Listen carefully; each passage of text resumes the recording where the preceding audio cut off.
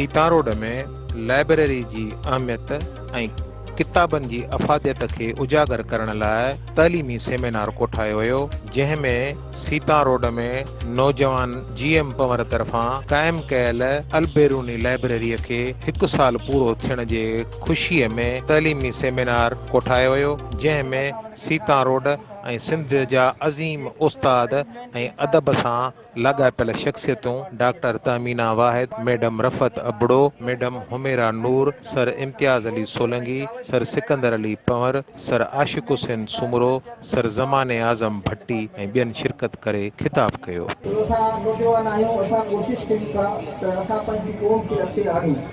उन्हनि में ॿियो न त हर स्कूल मां जेकॾहिं 10 शागिर्द ईंदा, 3 उस्ताद ईंदा, त बि मां सम्झंदुसि त माशाल्लाह सुठी अटेंडेंस थी वेंदी। असां हुन खे ठाहे ॾेई सघूं था अप्रूवल सां। जेकॾहिं को गवर्नमेंट को स्कूल आहे या का अहिड़ी बिल्डिंग आहे उन्हनि जी जेकॾहिं मिलियल हूंदी त उते प्रॉपर उन्हनि जी असां लाइब्रेरी जा बुक्स अरेंजमेंट इंफ्रास्ट्रक्चर स्टाफ सॼो कल्चर डिपार्टमेंट जे तरफ़ां हूंदो। लाइब्रेरी जी अहमियत ऐं अफ़ादियत ऐं अदब सां चाह रखण वारनि लाइ सीता रोड में अलबेरूनी लाइब्रेरी 1 साल पहिरियों क़ाइमु कई वई। लाइब्रेरी क़ाइमु कंदड़ नौजवान गुलाम मोहम्मद उर्फ GM पंवर ऐं सेमिनार में शरीक मुक़ररीन ऐं हाज़रीन सिंध TV न्यूज़ सां पंहिंजा वीचार हिन रीति वंडिया। सुठी लाइब्रेरी ठही आहे, नंढी ठही आहे पर ॾाढी सुठी ठही आहे ऐं ॿारनि जो शौक़ु आहे, नौजवान जो शौक़ु आहे, वॾनि जो बि शौक़ु आहे, त हिकु शौक़ु बि पूरो थिए पियो ऐं हिकु ज़रूरत पूरी थिए पई, छो जो इल्मु असांजी ज़रूरत आहे, तरबियत असांजी ज़रूरत आहे ऐं हीअ अदबी माहौल असांजी ज़रूरत आहे। जेकॾहिं नंढनि शहरनि मां इहे शयूं निकिरंदियूं त इहे ई छोकिरा वॾा थी करे असांजी सिंध धरती जो नालो पैदा कंदा, सिंधी ॿोलीअ जो नालो पैदा कंदा। पर जेकॾहिं हिननि खे हिते कुझु न मिलियो, बुनियाद में कुझु न मिलियो, त मां नथी सम्झां त इहे छोकिरा अॻियां वधी सघंदा, या छोकिरा या छोकिरी जेको बि नौजवान नसल आहे।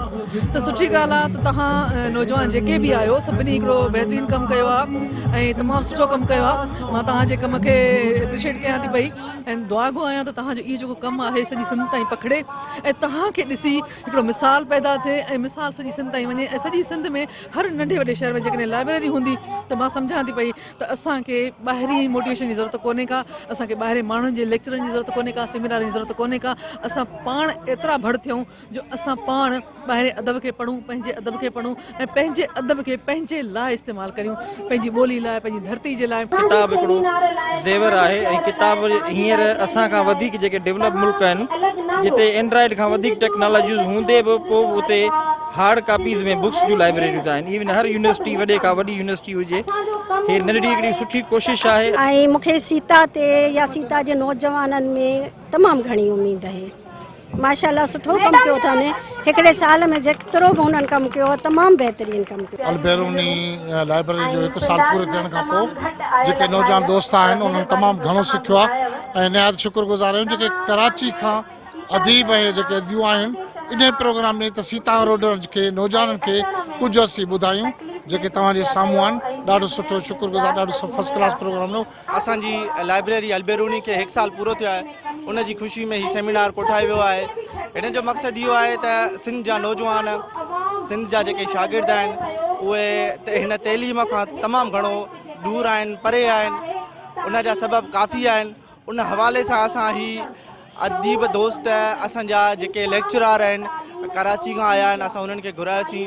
सीता रोड जे नौजवाननि खे तमामु घणो सिखण खां मिलियो आहे हिननि वटां ऐं जेको आहे सो इंशाअल्लाह असां हर साल इहे ई सेमिनार कराईंदा रहंदासीं ऐं सीता रोड जे नौजवाननि खे तइलीम सां मालामाल कंदासीं इंशाअल्लाह। हुकूमत खे फिर ज़ोर अपील कंदासीं त बराए महिरबानी करे सीता रोड त छा पर पूरे सिंध जे शहरनि में इवन ॻोठनि में लाइब्रेरियूं क़ाइमु कनि, इवन इस्पतालुनि में क़ाइमु कनि त जेके उन्हनि सां पेशेंट सां असिस्टेंट अचनि था उहे वेही हुते इल्म सां वाबिस्ता थियनि ऐं इल्म मां फैज़ हासिलु कनि उन इल्म मां।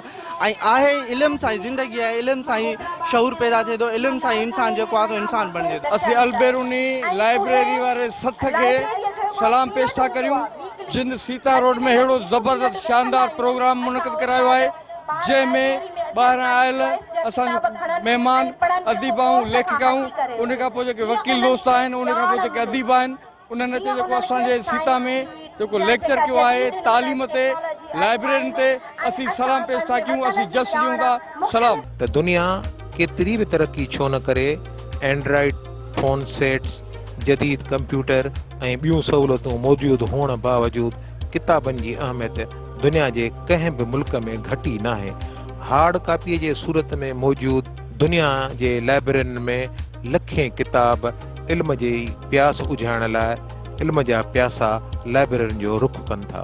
हिननि मुतालबो कयो त पूरी सिंध जे हर शहर में सरकारी लाइब्रेरियूं ठाहे उन्हनि खे मुकमल सहूलतूं ॾेई शागिर्द ऐं शहरियुनि लाइ वक़ुफ़ कयूं वञनि। जेतिरा बि सॼी सिंध में यूनिवर्सिटियूं आहिनि, जेतिरा बि कॉलेज आहिनि, जेतिरा बि स्कूल आहिनि, प्राइमरी हुजनि चाहे मिडिल जा हुजनि चाहे हाई स्कूल हुजनि, जेके बि हुजनि, हर स्कूल में सरकारी लाइब्रेरी हुजणु ज़रूरी आहे। सरकार खां असांखे लाइब्रेरी घुरणु घुरिजे, छो इहो असांजो हक़ आहे। असां पंहिंजे हक़ लाइ जेसिताईं विढ़ंदासीं न तेसिताईं असांखे उहो हक़ न मिलंदो।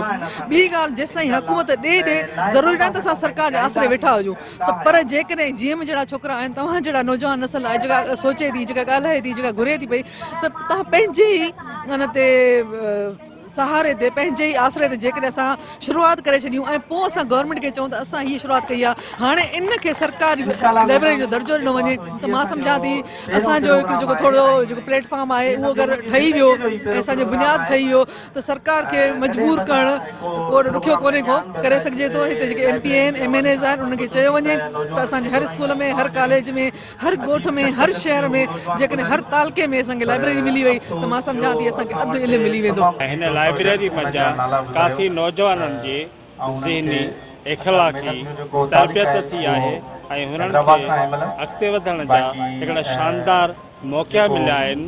असीं चाहियूं था त सीता समेत सिंध जे हर शहर में, हर ॻोठ में, हर वाहण में, बस्तीअ में, हर गलीअ में लाइब्रेरियुनि जो ॼार विछायो वञे त जीअं सिंध मां वरी के सुठा नवां किरदार जनम वठनि जेके सिंध जी सींद संवारण जे लाइ पंहिंजे हिसे जो बहितर किरदार अदा करे सघनि। पूरी सिंध जे साञा वंदनि मां बि अहिड़ी ई उमेद रखूं था त जेसिताईं सरकार सॻोरी को ॿूटो ॿारे अहिड़ा नौजवान मैदान ते अची तारीख़ में पंहिंजो नालो रोशन कराइनि। कैमरामैन अली रज़ा कमराणीअ सां गॾु M Nafees Solangi, Sindh TV news, Sita road.